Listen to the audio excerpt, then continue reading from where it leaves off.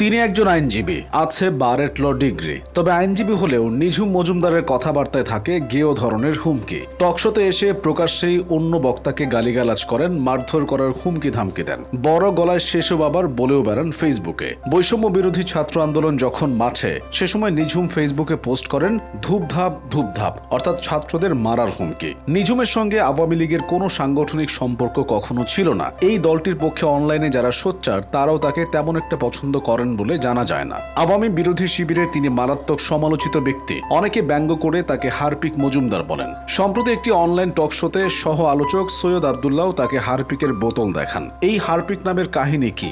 2020 সালে অনলাইনে একটি ফোন আলাপ ছড়িয়ে পড়ে একজন পুরুষ ও নারীর। পুরুষটি নারীকে উদ্দেশ্য করে হারপিক খেয়ে করার হুমকি দেন। বলা হয় সেই পুরুষ কণ্ঠটি নিঝুম মজুমদারের। সেই থেকে অনেকে তাকে হারপিক মজুমদার বলে কটাক্ষ করে থাকেন। আর এই নাম শুনলেই তেলে বেগুনে জ্বলে ওঠেন নিঝুম। টকশোতে সৈয়দ আব্দুল্লাহ হারপিকের বোতল দেখানোর পর তাৎক্ষণিকভাবে তাকে প্রকাশ্যে গালিগালাজ শুরু করেন তিনি। ফেসবুক পোস্টেও দেন হুমকি, লিখেন, তুই ফাঁসি পর্যন্ত যাইতে পারবি না রে ছোট ভাই, দাঁতে দাঁত চেপে আছি শুধু, জাস্ট প্রথম সুযোগেই। তার এই পোস্ট শেয়ার করে মানুষ বলছেন 15 বছর টানা দেশ শাসন করে গণ আন্দোলনে ক্ষমতাচ্যুত হওয়া আওয়ামী লীগের মধ্যে কোনো অনুশোচনা, গ্লানিবোধ কিছুই নেই। এরা আবার কোনোদিন ক্ষমতা এলে আগের মতোই জুলুমের রাজত্ব কায়েম করবে। নিঝুমের মতো আগ্রাসী মনোভাব দলটির নেতাকর্মী কিংবা সমর্থকদের। নিঝুম মজুমদারের আসল নাম গোলাম মারুফ মজুমদার নিঝুম।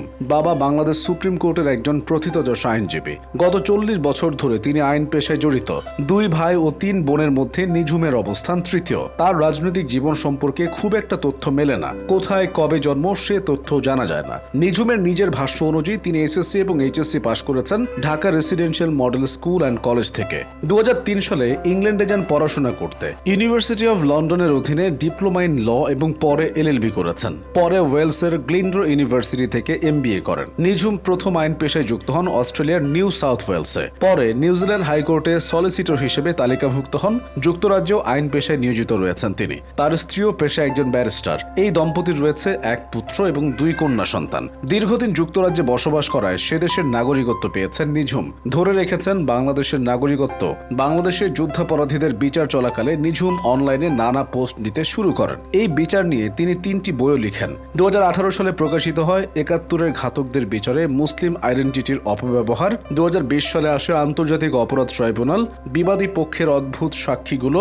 2021 সালে প্রকাশ পায় আন্তর্জাতিক অপরাধ ট্রাইব্যুনাল, প্রোপাগান্ডা ও উত্তর। ইন্টারন্যাশনাল ক্রাইমস রিসার্চ ফাউন্ডেশন নামে একটি গবেষণা প্রতিষ্ঠানও গড়ে তোলেন গোলাম মারুফ মজুমদার নিঝুম। এটি আন্তর্জাতিক অপরাধ এবং এ ধরনের আদালতগুলোর আইন কানুন রায় নিয়ে গবেষণা করে থাকে। তবে নিঝুম অনলাইনে আলোচনায় আসেন eValley.com এর মামলা লড়তে গিয়ে। এরপর থেকে তার রাজনৈতিক ও ধর্ম নিয়ে দেয়া নানা বক্তব্য বিতর্কের ঝড় তুলেছে।